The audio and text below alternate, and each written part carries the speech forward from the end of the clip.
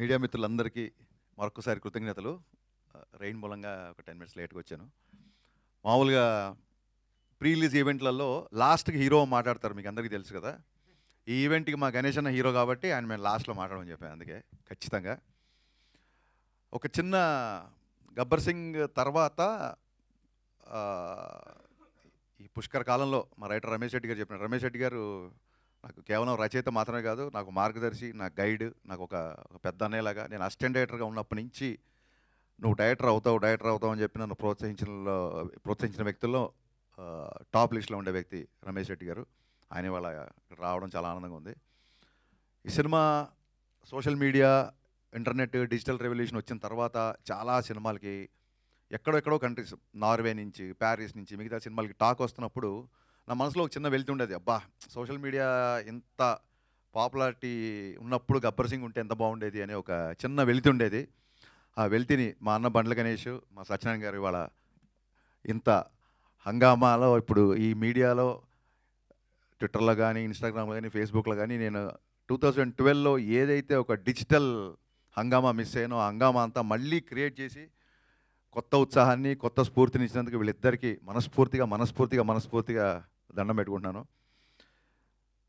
గబ్బర్ సింగ్ చరిత్రలో ఉండిపోయే సినిమా కాదు, గబ్బర్ సింగ్ అంటేనే చరిత్ర, నో డౌట్ అబౌట్ ఇట్. ఒక సినిమా జీవితాలు మార్చేసింది అంటారు చూసారా, అలాగా నాకు కానీ, బండ్ల గణేష్ గారు కానీ మా జీవితాలు మార్చేసిన సినిమా గబ్బర్ సింగ్. గబ్బర్ సింగ్ అనేది ఒక మెమరీ కాదు, ఒక అనుభవం కాదు, అన్నిటికంటే మించి.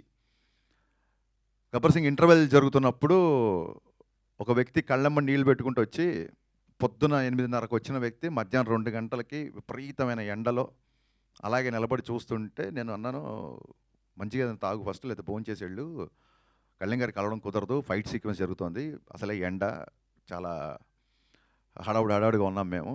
అండ్ ఇంకోటి, ఇలా చదువులు కాలేజీలో వదిలేసి ఇలాగ షూటింగ్లు వెంబడి తిరగడం ఆయనకి ఇష్టం ఉండదు, మీరు కెరీర్ పాడు చేసుకోవద్దు అంటే, ఆయన నేను మైక్రోసాఫ్ట్లో సీనియర్ మేనేజర్ బాస్, నా శాలరీ ఒక 3 లక్షల పైనే అని చెప్పాడు. ఆ వ్యక్తి ఇవాళ స్టేజ్ మీద ఉన్న సతీష్ 2 చేతులు పట్టుకొని కళ్ళమ్మ నీళ్లు పెట్టుకుంటూ, అన్న ఒక్క హిట్ ఇవ్వన్నా, ఒక్క హిట్ ఇవ్వను 3 సార్లు అడిగాడు.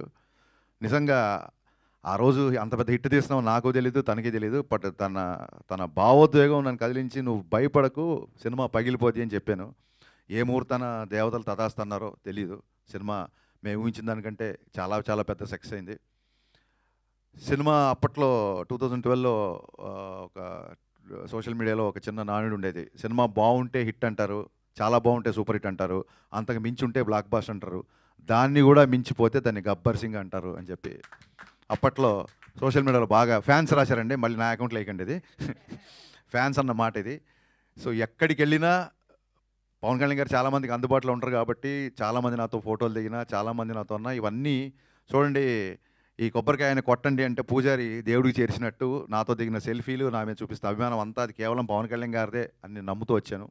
ఎందుకంటే ఈ సక్సెస్ అందరికంటే బలంగా కోరుకున్న వ్యక్తి పెద్ద హిట్ అనేది కళ్యాణ్ గారు. ఎప్పుడు సక్సెస్ ఫెయిల్యూర్ పట్టించుకోరు, కానీ ఈ సినిమా క్లాప్ కొట్టిన దగ్గర నుంచి ఫస్ట్ కాపీ పంపించేంత వరకు ఇది బ్లాక్ బాస్టర్ అని లిటరల్గా జపం చేసిన ఎన్ని లక్షల సార్లు అంటే, ఒక శివనాస్మరణ లేకపోతే ఒక గాయత్రి జపం ఎన్ని లక్షల సార్లు చేస్తే అంత ఫలితం ఉంటుందంటారు కదా.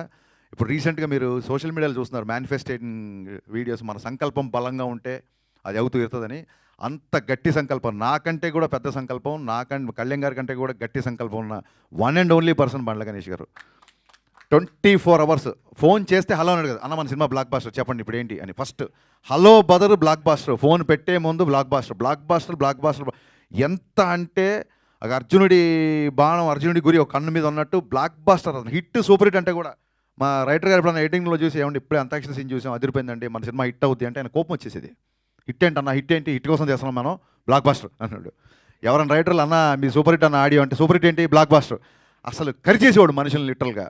నిజంగా పవన్ కళ్యాణ్ గారిని ఇంటికి వెళ్ళి దగ్గరుండి షూటింగ్ సెట్కి తీసుకొచ్చి, అలాగే డబ్బింగ్ తీసుకొచ్చి 3 గంటలకి రాత్రి 4 గంటలకి కూడా డబ్బింగ్ చెప్పిన సందర్భాలు ఉన్నాయి. లాస్ట్ మినిట్లో గుర్రంది యానిమల్ సర్టిఫికేట్ వస్తే ఓ పక్క ఈయన ఢిల్లీకి వెళ్ళి ఓవర్ నైట్లో అక్కడ ఢిల్లీలో పని చూసుకొని, అదే రోజు ఇక్కడ సెన్సార్ ఉంటే మళ్ళీ డైరెక్ట్గా ఎయిర్పోర్ట్ నుంచి ప్రసాద్ ల్యాబ్కి వచ్చి, నాకు తెలిసి సెట్లో నేను ఎంత కష్టపడ్డానో సెట్ బయట నాకంటే డబల్ కష్టం బండ్ల గణేష్ అన్న పడ్డాడు.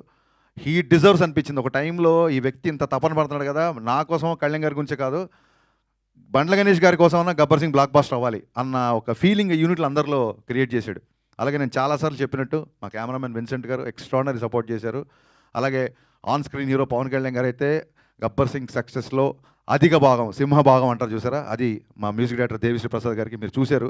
థియేటర్లో పాటలకి మొత్తం స్టేజ్ మీదకి ఎలా అయితే డ్యాన్స్లు వేశారో. ఈ సినిమా ఇందాక మా రమేష్ రెడ్డి గారు అన్నట్టు పుష్కరాలు 12 సంవత్సరాలకు వస్తాయి. ఈ గబ్బర్ సింగ్ సినిమా కూడా అంతే, ఇట్స్ ఎవర్ గ్రీన్ అండి. ఇప్పుడే కాదు, మళ్ళీ 12 సంవత్సరాల తర్వాత కూడా 25 ఇయర్స్ యానివర్సరీ, బతికుంటే 50th యానివర్సరీ, ఇది ఇలాగా కంటిన్యూ అవుతుంటుందని నేను బలంగా నమ్ముతున్నా.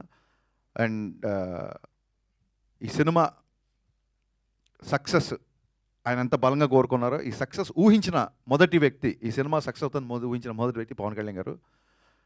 కరెక్ట్గా ఇంకొక 1 వీక్ రిలీజ్ అనగా డబ్బింగ్లో చిన్న చిన్న కరెక్షన్స్ ఏవో ఉంటే ఆ కరెక్షన్స్ చేసి ఆయన ఒక 2 సీన్లు చూపించమని 2 సీన్లు చూశారు.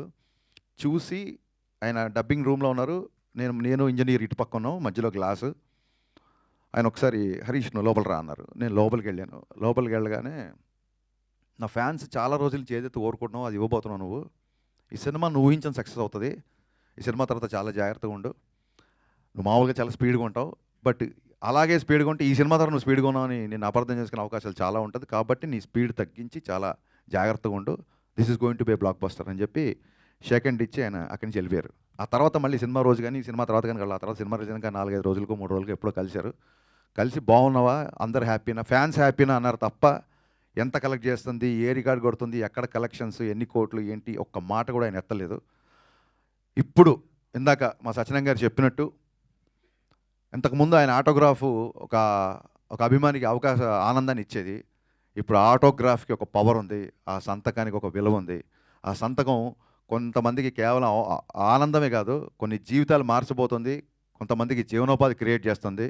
అంత పవర్ఫుల్, అంత శక్తి ఆ సంతకానికి ఇచ్చిన ఆ భగవంతుడికి, దాన్ని నిర్విరామంగా కృషి చేస్తున్న మన డిప్యూటీ సీఎం పవన్ కళ్యాణ్ గారికి, ఎంటైర్ గబ్బర్ సింగ్ యూనిట్ తరఫున మనస్ఫూర్తిగా జన్మదిన శుభాకాంక్షలు చెప్తూ long live Pawan Kalyan. Thank you.